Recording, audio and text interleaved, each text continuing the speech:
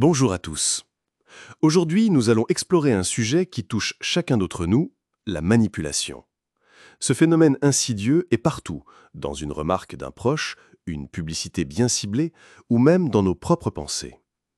Et si je vous disais que nous participons tous, parfois sans le vouloir, à ce jeu d'influence? C'est une idée dérangeante, mais elle mérite qu'on s'y attarde. Le stoïcisme, cette philosophie ancienne et puissante, nous offre des outils pour reconnaître la manipulation, nous en protéger et vivre avec une intégrité qui nous rend libres. Plongeons ensemble dans cette réflexion. Qu'est-ce que la manipulation? À sa base, c'est une tentative de diriger les actions ou les pensées de quelqu'un pour servir ses propres intérêts, souvent en jouant sur les émotions. Prenons un exemple. Un collègue vous dit « Si tu ne m'aides pas sur ce projet, je risque de perdre mon poste ». Cela vous pousse à agir par culpabilité, pas par choix raisonné. Ou pensez à ces publicités qui promettent bonheur et statut si vous achetez un produit hors de prix. Ces stratégies exploitent nos désirs, nos peurs, notre besoin d'être accepté. Mais voici une idée qui peut surprendre. La manipulation n'est pas toujours malveillante. Un enseignant qui motive un élève par des encouragements flatteurs manipule d'une certaine manière. Pourtant, quand elle devient toxique, elle érode la confiance et nous prive de notre liberté intérieure. Ce qui rend ce sujet brûlant, c'est une vérité inconfortable. Nous manipulons tous à notre façon. Avez-vous déjà exagéré une émotion pour convaincre quelqu'un?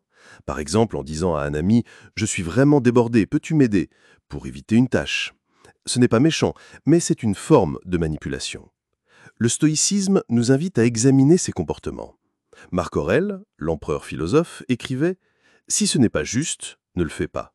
Si ce n'est pas vrai, ne le dis pas. » Cette phrase est un miroir. Elle nous demande « Agissons-nous avec sincérité ou cherchons-nous à influencer pour notre propre confort ?» Pour nous protéger, il faut d'abord savoir repérer la manipulation. Voici 3 formes courantes. Premièrement, la culpabilisation. Quelqu'un vous fait sentir responsable de son malheur pour obtenir ce qu'il veut. Par exemple, « Si tu ne viens pas, je vais passer une soirée horrible ». Cela joue sur votre empathie. Deuxièmement, le gaslighting. Une tactique qui sème le doute sur votre perception de la réalité. « Tu as mal compris, je n'ai jamais promis ça ». Le but est de vous déstabiliser. Troisièmement, la flatterie intéressée. Des compliments trop appuyés pour vous amadouer. Tu es tellement brillant, toi seul peux résoudre ce problème. Méfiez-vous, ces mots doux cachent souvent une intention. Comment le stoïcisme nous aide-t-il à contrer ces stratégies?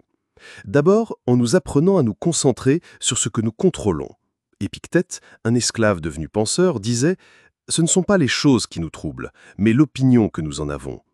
Face à une tentative de manipulation, prenez un moment pour réfléchir. Cette situation est-elle vraiment sous mon contrôle? Si quelqu'un essaye de vous culpabiliser, demandez-vous « Suis-je réellement responsable ?» En recentrant votre esprit sur vos propres choix, vous brisez le pouvoir de l'influence extérieure. Ensuite, le stoïcisme nous enjoint de vivre selon la vertu. La manipulation prospère dans les zones grises, là où l'intégrité vacille. En cultivant la justice, le courage et la sagesse, vous devenez un roc. Imaginez un ami qui vous pousse à mentir pour lui. Un stoïcien dirait non. Cela va à l'encontre de ce que je crois juste. Cette fermeté n'est pas arrogante, elle est ancrée dans des valeurs claires.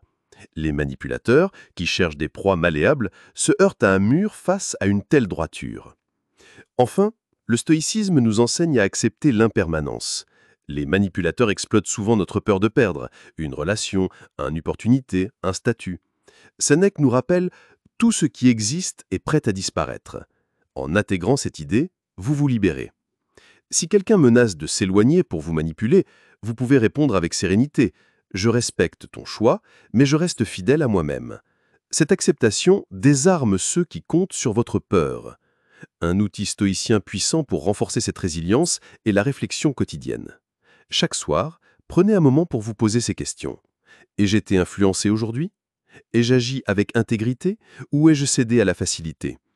Par exemple, récemment, j'ai remarqué qu'un collègue me poussait à prendre parti dans un conflit qui ne me concernait pas. En réfléchissant, j'ai choisi de rester neutre, fidèle à mes principes. Ce simple exercice de clarté mentale vous aide à repérer les jeux d'influence et à y répondre avec force. Le stoïcisme ne nous rend pas insensibles ou indifférents. Au contraire, Il nous donne la liberté de choisir nos réponses, de vivre selon nos valeurs et de ne pas laisser les autres dicter nos émotions. Vous êtes-vous déjà senti manipulé? Peut-être par une remarque subtile ou une pression sociale. La prochaine fois, essayez ceci. Posez-vous, respirez et demandez-vous: qu'est-ce qui est en mon pouvoir? Comment puis-je répondre avec dignité? Ce petit geste répété jour après jour construit une force intérieure que rien ne peut ébranler. Pour rendre cette réflexion vivante, je vous propose un défi.